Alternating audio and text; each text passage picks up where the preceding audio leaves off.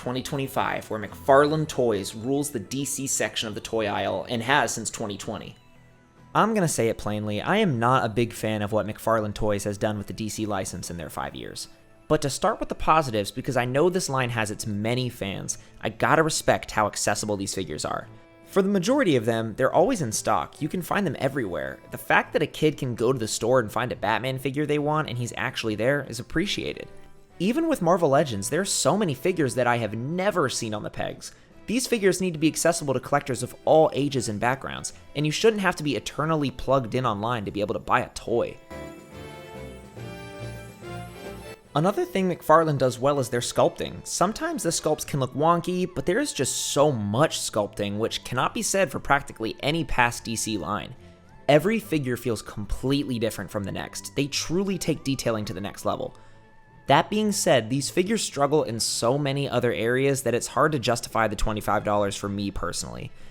Their articulation is not good, and just like DC Essentials, it looks like they have the correct joints, but once you get one in your hands, you'll see how stiff and immobile these things really are. Also, their joints are so clunky, they're bulky, and the pins are huge, and good luck getting some good leg movement out of these. They all come with this rubber diaper piece that covers their hip joints, which is supposed to help conceal the ugly joint system, but for me, it just gets in the way. Not to mention the horrendous face sculpts this line will churn out, these figures can be plain ugly more often than not. There are never enough accessories, if any at all, and swappable hands, forget it. And the worst sin of all, I cannot believe I have to say this again, but the figures are too big.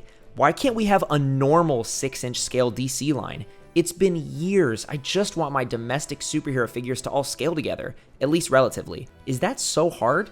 And what's worse is this line doesn't even scale well within itself. The figures don't even look good next to each other, so forget putting your Batman next to your Spider-Man.